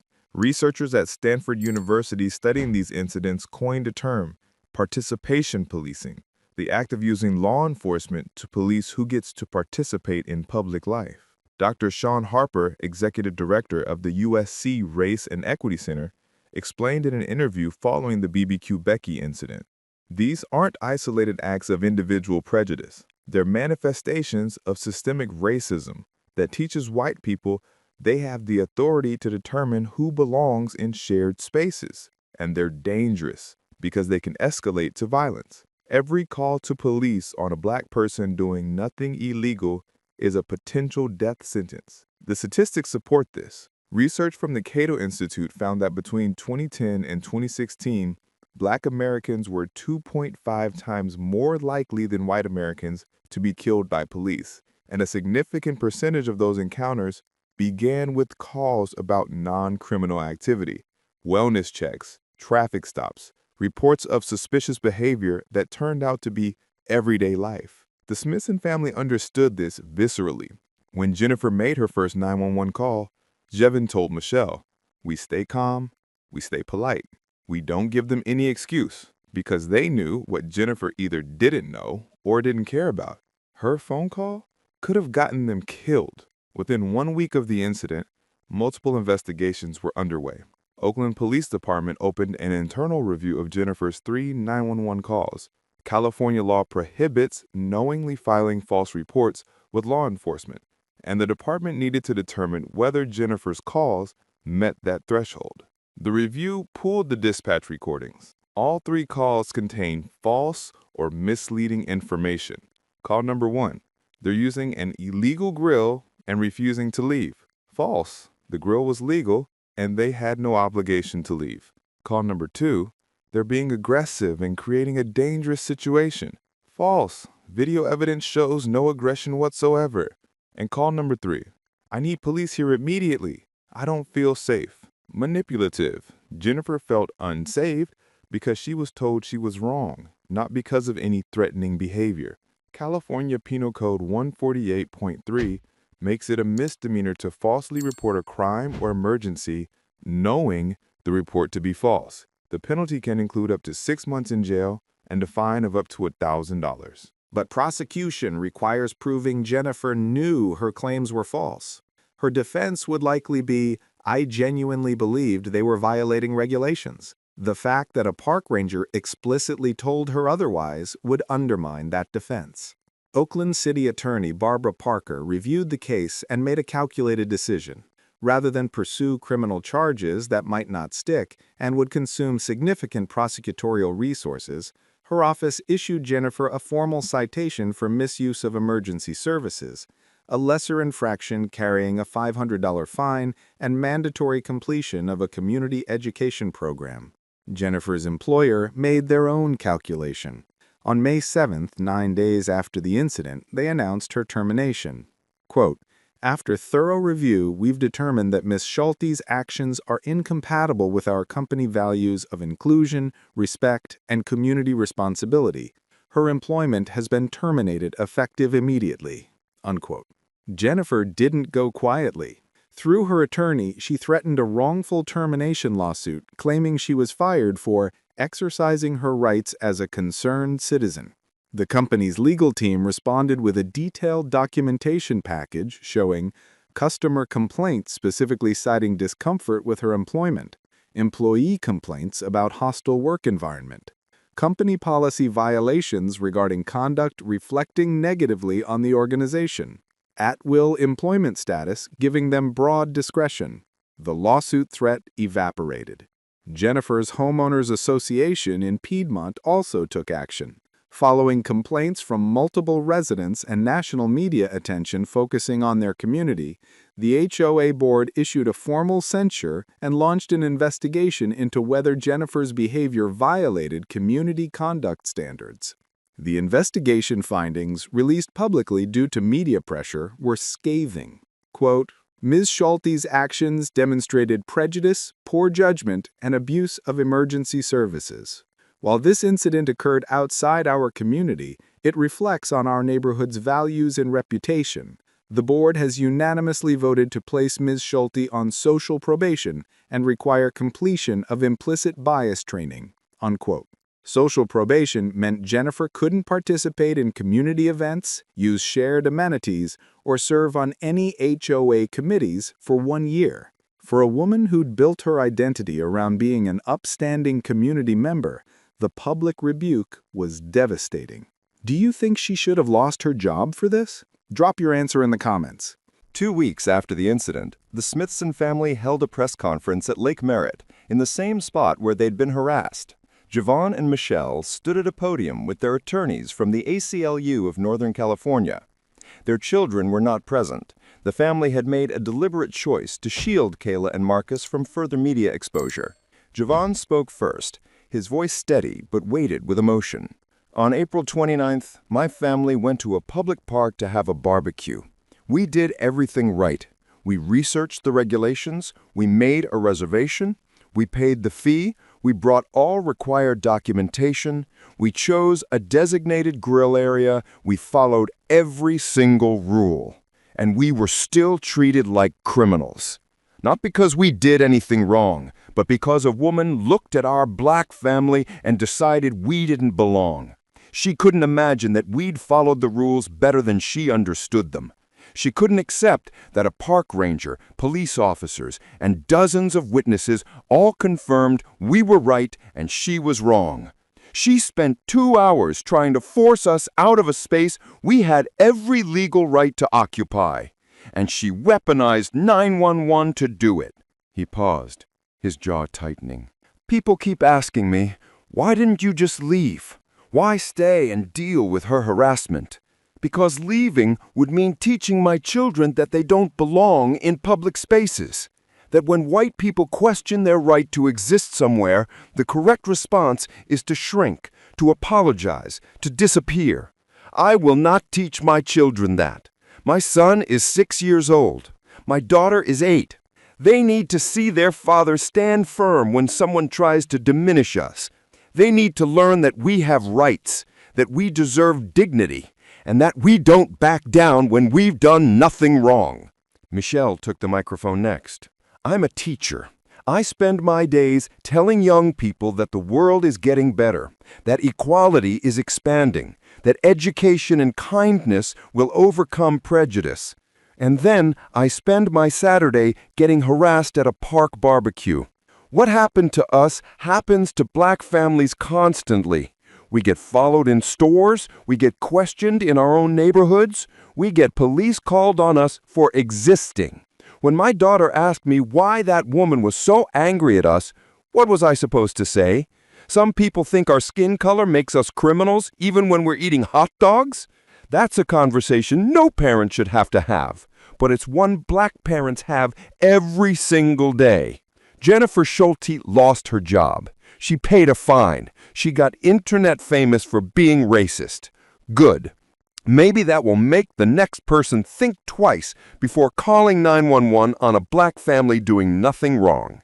But accountability for one woman doesn't fix the system that taught her we were threats in the first place. Their attorney, civil rights lawyer James Kwan, spoke last. The Smithson family has asked me to make clear they're not pursuing civil litigation against Ms. Schulte. They could. They have grounds for harassment claims, emotional distress, violation of civil rights, but they've chosen a different path. They're working with civil rights organizations to develop training programs for parks departments, police, and 911 dispatchers specifically focused on recognizing and de-escalating bias-motivated calls.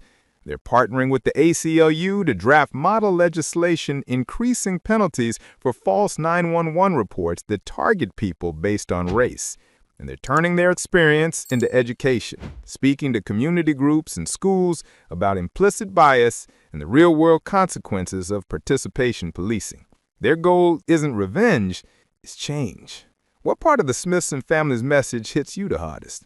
Comment below. The immediate aftermath played out over the following months. Jennifer Schulte completed her court-mandated community education program, a 16-hour course on implicit bias, cultural competency, and the history of weaponized police calls against Black Americans. According to the program coordinator, she attended but participated minimally, her body language suggesting resentment rather than reflection. She completed her HOA-required training as well. But by September 2018, 5 months after the incident, she listed her Piedmont home for sale. Real estate records show she purchased a property in a smaller town 90 miles north of Oakland shortly after.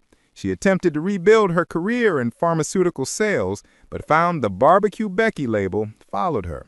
LinkedIn profiles, Google searches, background checks.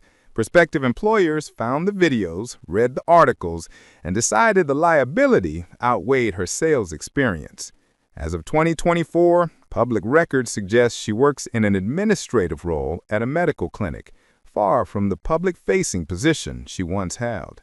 The Smithson family had their own reckoning. They returned to Lake Merritt for barbecues, but Javon installed security cameras at their home after receiving threatening messages from people who believed Jennifer had been treated unfairly. Michelle started carrying mace when she took the kids to the park. The psychological toll was real. Kayla developed anxiety about going to public spaces. Marcus asked his parents if they could just barbecue in the backyard instead. The family sought counseling to process the trauma of being criminalized for doing something completely ordinary. But they also channeled their experience into activism. They partnered with the ACLU, the NAACP, and local Oakland organizations to create the Living While Black Education Initiative, a program bringing their story and others like it into schools, police academies, and corporate diversity trainings. The video of their harassment became a teaching tool, not for entertainment, but for education. The Oakland Parks Department revised its signage to make grill regulations clearer and more visible. They also implemented new training for rangers, specifically on recognizing and interrupting bias-motivated complaints. Oakland Police Department added a module to dispatcher training on assessing the legitimacy of suspicious activity calls, with specific attention to patterns suggesting racial bias. Dispatchers now ask additional questions when callers report non-criminal behavior and flag repeat callers who demonstrate concerning patterns. And California State Senator Scott Wiener introduced the Karen Act, a caution against racially exploitative non-emergencies, in 2020, making it explicitly illegal to make false racially motivated 911 calls. The legislation was inspired directly by incidents like Barbecue Becky and similar viral confrontations. The bill passed and became law, creating specific legal consequences for weaponizing emergency services based on racial bias. Do you think justice was served? Let me know in the comments. Wake up, buddy. Sleeping out here lands you in jail today. Been walking all night. We just needed a minute to breathe, man. Did I ask? I said get the hell up. This is exactly why Americans hate cops nowadays. Undercover police chief, you're fired. On a clear spring morning in Stonebrook City Park, a rookie officer made a mistake that would derail his career and expose a deeper systemic failure inside his department. Officer Tyler Knox, 24 years old, barely 6 weeks out of the academy, had been assigned to morning patrol and quality of life enforcement, a role typically reserved for officers trusted to exercise discretion and compassion. But at 7:43 a.m., his body camera captured him towering over a black man sitting quietly on a brightly colored metal bench, treating him with open mockery and hostility. Knox believed the man was homeless. He believed he was powerless. He believed he could treat him however he wanted. But the man he harassed was actually the department's own undercover chief of internal affairs, conducting a scheduled integrity test on new recruits. Within hours, Knox's behavior would spark a scandal that ended his employment and triggered a citywide investigation. Before we continue, where are you watching from? If this is your first time here, please hit subscribe. Stories like these need to be shared, and your support helps us bring more truth to light. Tyler Knox grew up in Mercer Falls, a town with one stoplight and a population that barely cracked 4,000. His father had been a sergeant with the county sheriff's office for 23 years. His grandfather had been a state trooper. Law enforcement wasn't just a career in the Knox family. It was identity, legacy, expectation. Tyler wore his badge the way some people wear their last name, with pride that bordered on entitlement. At 24, Knox was the youngest officer in Stonebrook's 2024 Spring Academy class. His instructors described him as eager but emotionally immature. His field training reports noted strong technical skills. He could recite penal codes, execute traffic stops by the book, and handle firearms with precision. But his interpersonal evaluations told a different story. One supervisor wrote, "Knox treats policing like a competition he's trying to win." Another wrote, "Knox treats policing like a competition he's trying to win." The academy graduated him anyway. Stonebrook Police Department was short-staffed, operating at 72% capacity after budget cuts and a wave of retirements. Warm bodies with clean backgrounds and passing scores were prioritized over ideal temperament. Tyler Knox received his badge on a Friday. By Monday morning, he was patrolling alone. His assignment, downtown quality of life enforcement. That meant monitoring parks, transit hubs, and commercial districts for violations that fell into a gray area between criminal and civil: loitering, panhandling, public intoxication, sleeping in unauthorized areas. It was a row that required discretion, compassion, and the ability to distinguish between someone causing harm and someone simply existing in public space while poor, mentally ill, or unhoused. Tyler Knox possessed none of those qualities. What Knox didn't know, what almost no one in the department knew, was that Stonebrook Police Department had been running undercover integrity evaluations for the past 18 months. The program had been quietly implemented after a series of excessive force complaints and a Department of Justice consent decree that mandated reforms in accountability and training. Every 2 weeks, Internal Affairs deployed clothes officers into scenarios designed to test judgment, de-escalation skills, and compassion. Sometimes it was a staged domestic dispute. Sometimes it was a traffic stop with an actor playing an aggressive driver. Sometimes it was exactly what happened that Tuesday morning. A senior officer disguised as a vulnerable civilian placed in a public location waiting to see how patrol officers would respond. The tests weren't traps, they were mirrors. Officers who approached with professionalism, offered resources, and treated people with dignity passed without ever knowing they'd been evaluated. Officers who defaulted to intimidation, mockery, or force revealed exactly who they were when they thought no one important was watching.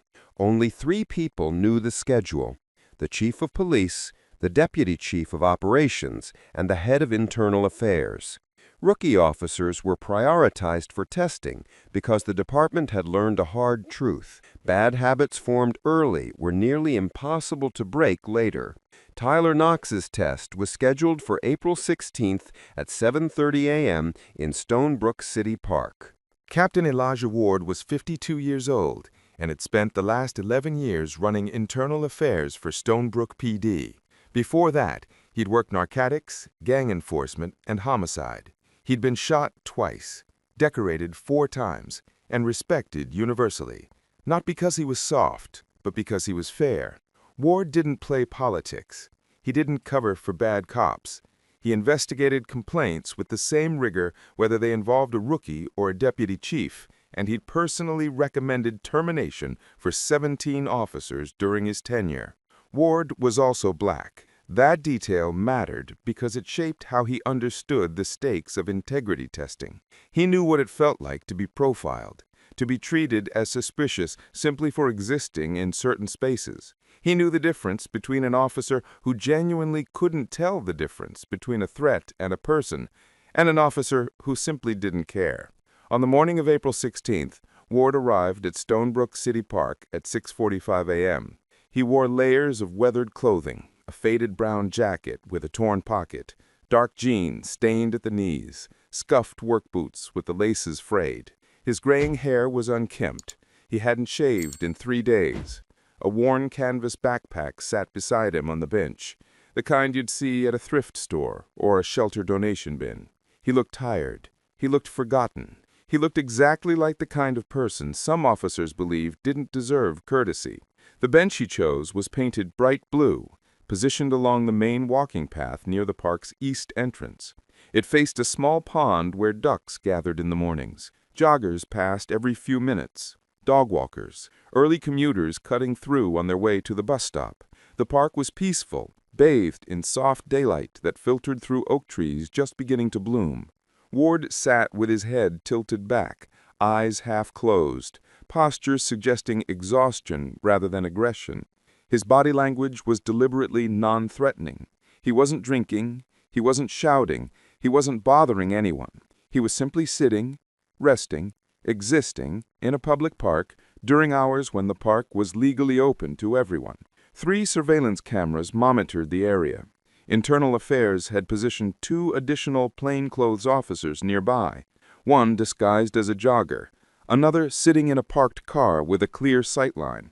Ward's Bodycam was concealed inside the canvas backpack, lens angled toward the bench. Every angle was covered. Every word would be recorded. Every action would be documented. At 7:41 a.m., Officer Tyler Knox's patrol car pulled into the parking lot. Stonebrook City Park covered 42 acres of green space in the heart of downtown. It had been designed in the 1920s as a refuge from urban density. Winding paths, open lawns, clusters of trees, a central fountain that ran from April through October. By 7:30 on a Tuesday morning, the park belonged to the early risers. A woman in neon running shoes jogged past Ward's bench, earbuds in, barely glancing his direction. An older man walked a golden retriever that stopped to sniff the grass near the pond. A teenager on a skateboard carved lazy circles around the fountain, waiting for his school bus. The air smelled like fresh-cut grass and damp earth. Birds called from the branches overhead. The fountain's water created a low, steady hum. It was the kind of morning that made you believe the world could be gentle. Ward heard Knox's patrol car before he saw it. The engine idled louder than necessary as it rolled slowly along the service road that curved through the park. Ward didn't turn his head. He kept his eyes half closed, his breathing slow and even, his posture suggesting someone too exhausted to care about much beyond the next few minutes of rest. The car stopped 30 feet away. Ward heard the door open, heard boots hit pavement, heard the deliberate, unhurried steps of someone who believed they owned the space they walked through. Knox approached the bench with his chest out, shoulders squared, one hand resting on his duty belt near his radio. His body cam activated automatically when he exited the vehicle, a small red light blinking once before settling into steady recording mode. The camera captured everything from Knox's perspective: the bright blue bench, the canvas backpack, the man in worn clothing sitting motionless in the morning light. Knox stopped 6 feet away and studied Ward for several seconds. His expression was neutral, but his eyes were already making assessments, drawing conclusions, deciding who this person was and whether they deserved respect. Ward clocked him instantly, noticed the rookie confidence, the slight swagger, the way Knox stood like he was waiting for applause. Ward had seen 1,000 officers like this, young men who believed authority was something you performed rather than something you earned, men who mistook cruelty for strength and compliance for respect. The tension was already present, humming beneath the surface like voltage waiting for connection. Knox shifted his weight, cleared his throat, and spoke. What do you think Knox's real issue is? Ego, bias, or the pressure of proving himself? Knox's voice cut through the morning quiet, sharp and performative. Wake up, buddy. Sleeping out here will land you in jail today. Ward didn't move immediately. He let the words hang in the air for 3 seconds. Long enough for Knox to be uncomfortable.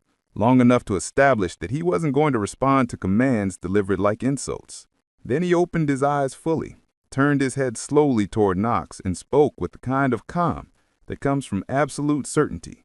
I'm not hurting anybody, just trying to rest. His voice was measured, deliberate, and completely devoid of fear.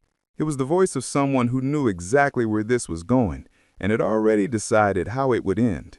Knox didn't hear the warning. He heard defiance. This ain't a hotel, man. You can't just camp out here whenever you feel like it. Knox stepped closer, narrowing the distance to 4 feet. His right hand moved from his belt to his hip, fingers drumming against his thigh, in a gesture that suggested impatience barely held in check. You got ID? Ward tilted his head slightly, as if considering the question from multiple angles. Am I being detained? Knox's jaw tightened. Don't start with that legal stuff. I'm asking you a simple question. Do you have identification? And I'm asking you a simple question. Am I being detained or am I free to go? Knox took another step forward. Now he was 3 feet away, looming over Ward. using his height and proximity as tools of intimidation. His body cam captured the angle perfectly. Knox's shadow falling across Ward's face. The physical imbalance. The deliberate invasion of personal space.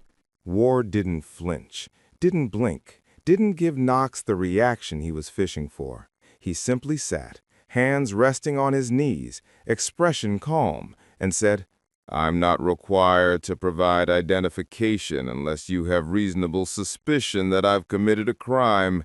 Have I committed a crime, officer?" Knox's face flushed. His hand moved to his radio. "You're about 2 seconds away from finding out what obstruction looks like." "Obstruction," Ward repeated, slowly, as if tasting the word. "For sitting on a bench in a public park during open hours. Interesting interpretation of the law." Knox's breathing quickened. His fingers twitched near his belt. The body cam captured his hand hovering near his taser, the yellow casing visible in the frame for just a moment before he caught himself and adjusted his stance. "You think you're smart?" Knox said, his voice dropping into something colder, meaner. "You think because you know a couple legal terms you can sit here and waste my time?" "I'm not wasting your time," Ward said evenly. "You approached me. I was sitting here quietly. You're the one who decided this needed to be a confrontation." Knox's hand went back to his taser. This time, he didn't move it away. The escalation. "Stand up," Knox ordered, his voice tight with barely controlled anger. "Stand up right now." Ward didn't move. His eyes stayed locked on Knox's face, reading every micro-expression, cataloging every tell. He'd been a cop long enough to recognize the signs: elevated heart rate, shallow breathing, pupils dilated with adrenaline. Knox was spiraling, feeding his own anger, building to something he thought would prove his authority. "I said stand up," Knox's voice cracked slightly, betraying the edge of panic beneath the aggression. He was losing control of the situation and couldn't figure out why.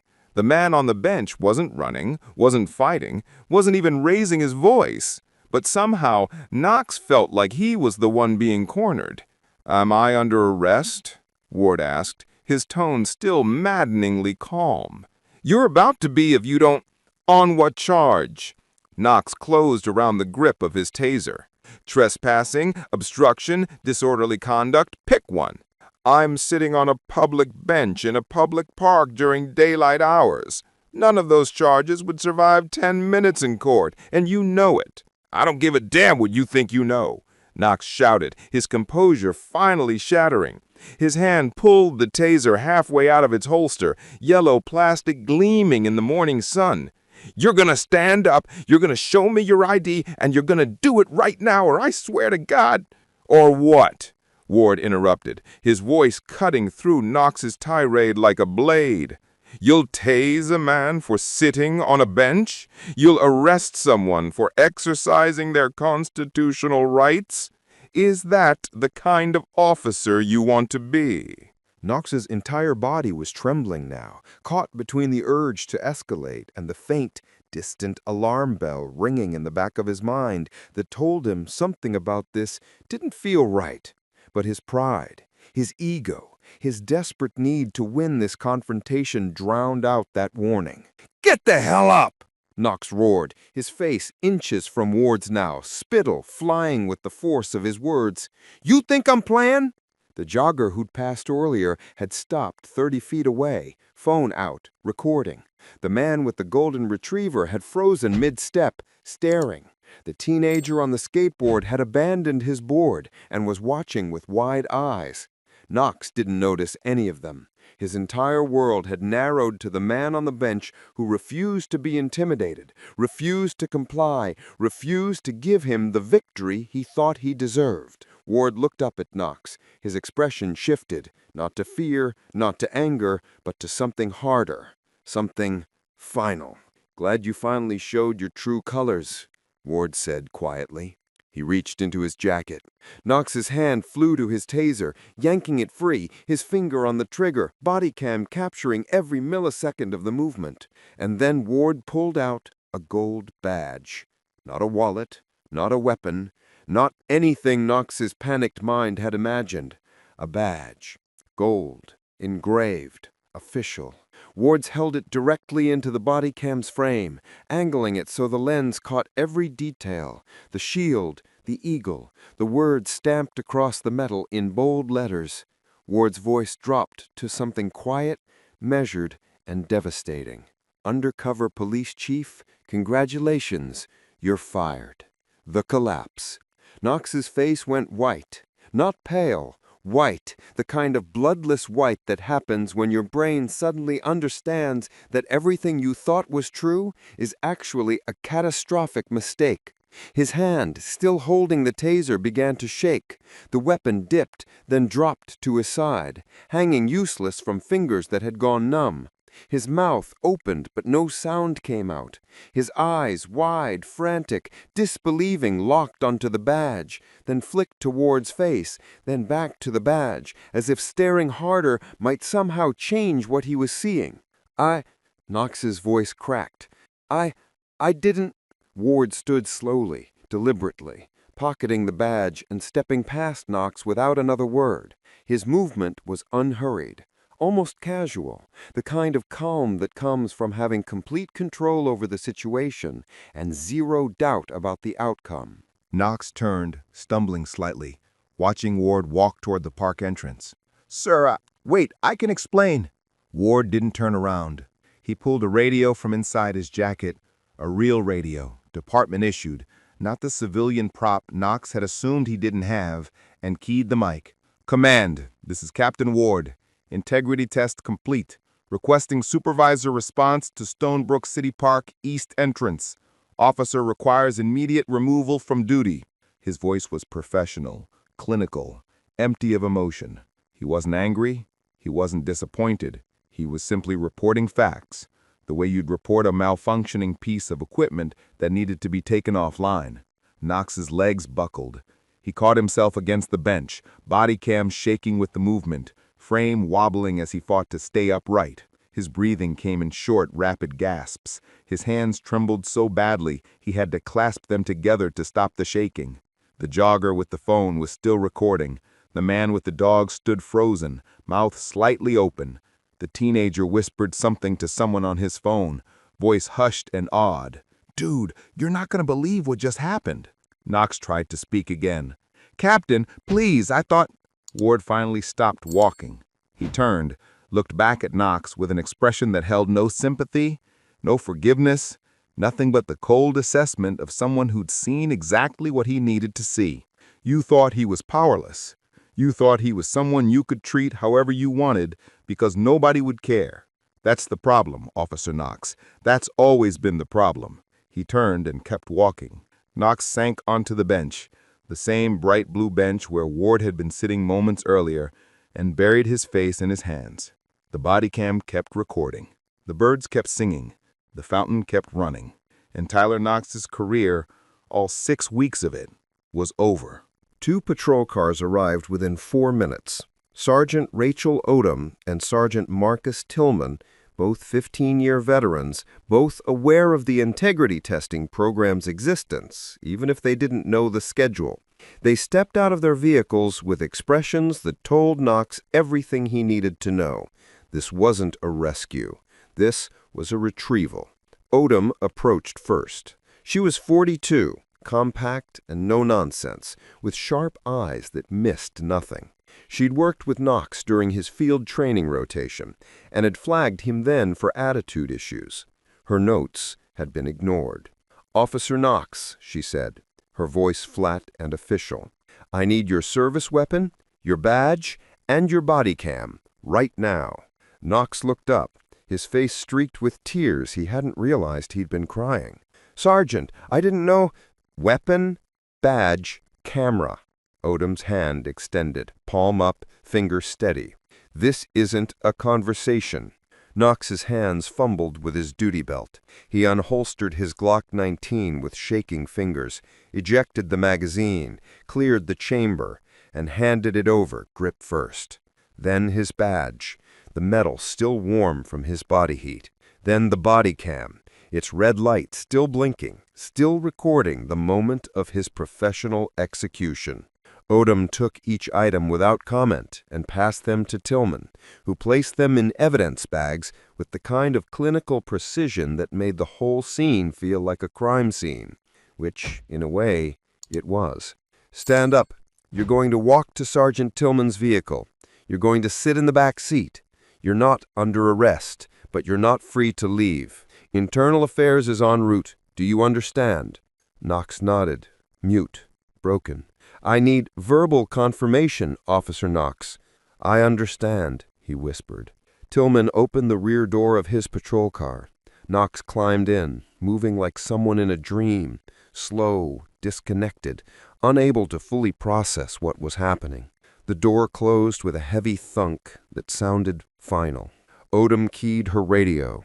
"Dispatch, scene secured, subject contained, awaiting IA.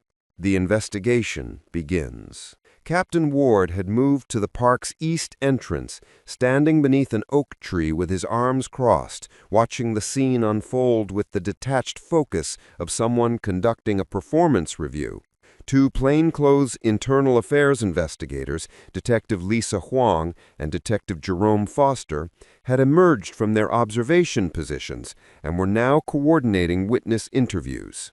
Huang approached the jogger who'd been recording. "Ma'am, I'm Detective Huang with Internal Affairs.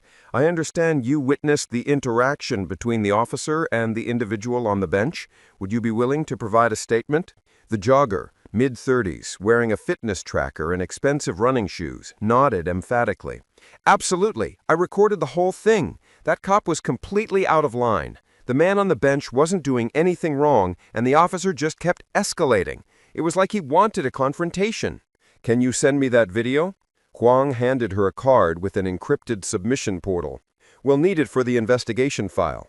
"Already uploading it," the jogger said, tapping her phone. "I've seen too many videos of cops abusing people. I'm not letting this one disappear." Foster was interviewing the man with the golden retriever, whose statement mirrored the jogger's. "I've been walking my dog in this park for 8 years. I've seen people sleeping on benches, and I've seen cops handle it a dozen different ways.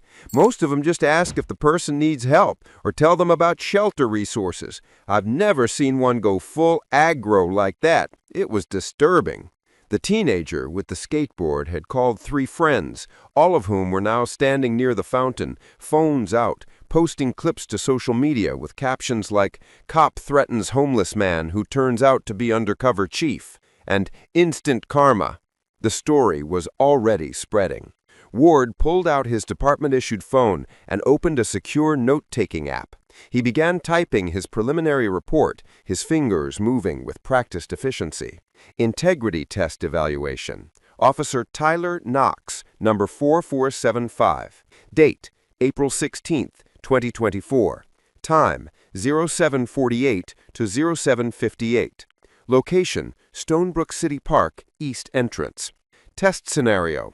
Vulnerable civilian in public space. Homeless presentation. Evaluator. Captain E. Ward, Internal Affairs. Summary. Officer Knox approached test subject with immediate hostility. No offer of assistance. No attempt to determine need for services.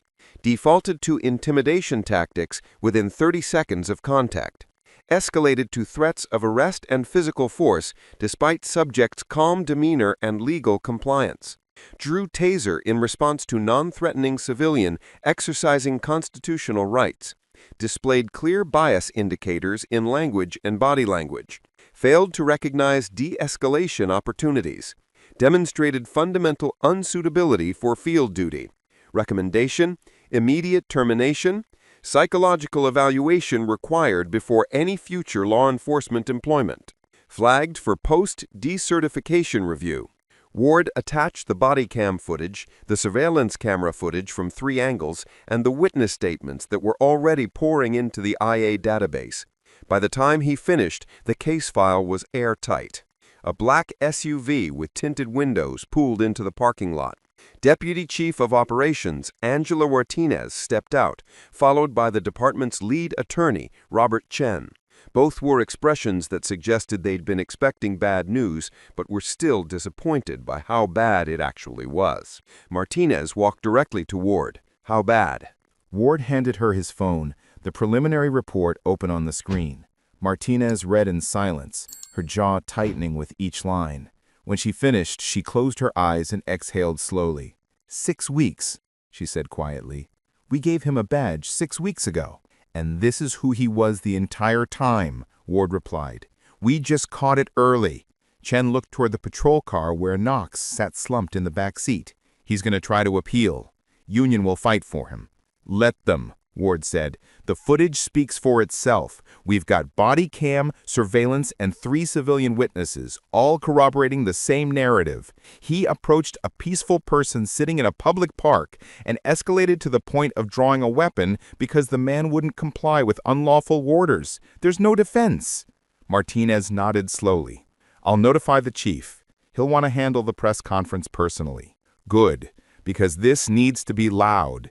If Knox was willing to treat someone he thought was homeless like this, someone he thought had no power, no voice, no ability to fight back, imagine how he would have treated people once he felt comfortable, once he had tenure, once he had a union protecting him. Chen pulled out his tablet and began drafting termination paperwork. I'll have the separation documents ready within the hour. No severance, no recommendation. Badge surrendered, POST certification flagged. Martinez looked at Ward. You okay?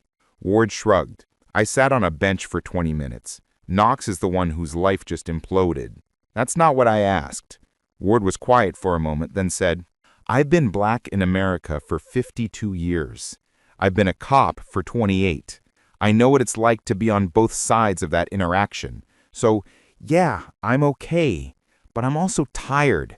Because this is the 4th rookie we've tested this year, and Knox is the 2nd one who failed this badly. That's not a training issue. That's a culture issue.